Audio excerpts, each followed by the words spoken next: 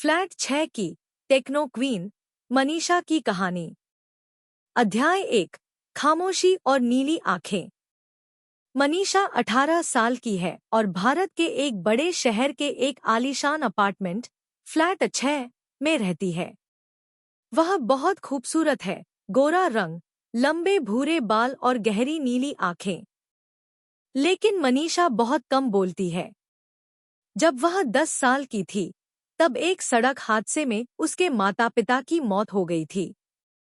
उस दिन के बाद से मनीषा ने खुद को अकेला कर लिया। उसने देख लिया था कि दुनिया में लोग साथ छोड़ देते हैं, इसलिए उसने टेक्नोलॉजी को अपना सबसे अच्छा दोस्त बना लिया। अध्याय 2। घर का रोबोट एआई केयरटेकर। मनीषा अकेले रहती है, लेकिन उसका घर संभालने के लिए उसके पास एक एआई रोबोट है। यह रोबोट दिखने में 10 साल के बच्चे जैसा है और बहुत प्यारा लगता है। रोबोट का काम सुबह 7 से शाम 4 बजे जब मनीषा अपने काम में बिजी होती है, रोबोट पूरे घर की सफाई करता है, खिड़कियां चमकता है, मनीषा के डिजाइनर कपड़े प्रेस करता है और बालकनी के पौधों को पानी देता है।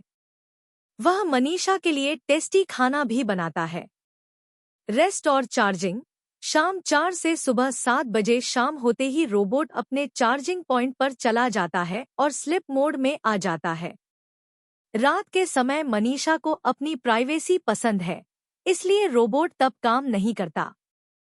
अध्याय 3। मनीषा की डिजिटल दुनिया गैजेट्स। मनीषा ने अपने हर काम के लिए अलग अलग गैजेट्स रखे हैं।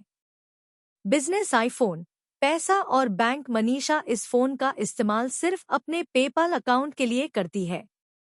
दुनिया भर के क्लाइंट्स जो उसे कोडिंग के पैसे भेजते हैं, वह सब इसी फोन से मैनेज होता है।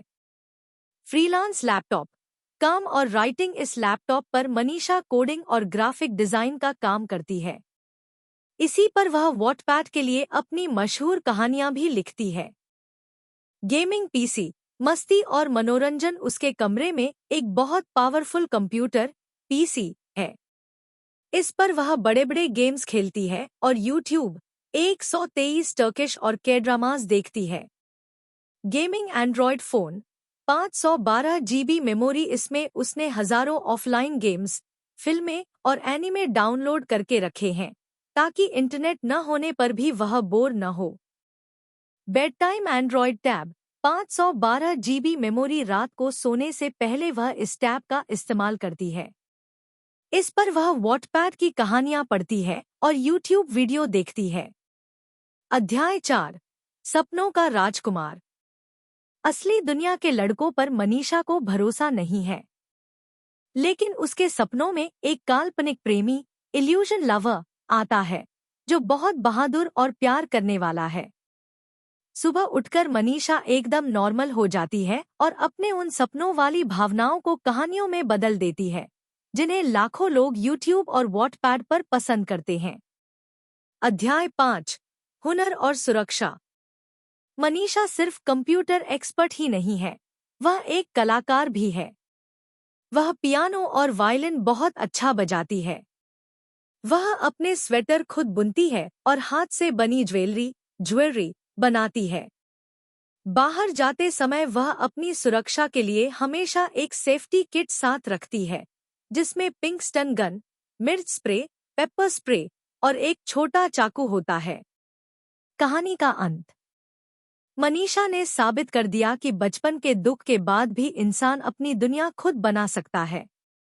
उसके पास उसके रोबोट हैं, उसके गैजेट्स हैं और उसकी आज़ादी है। जब वह अपने आईफोन पर अपना पेपल बैलेंस चेक करती है और फिर अपने पीसी पर गेम खेलने बैठती है, तो उसे महसूस होता है कि वह अपनी लाइफ की खुद रानी है। उसे किसी के सहारे की जरूरत नहीं है।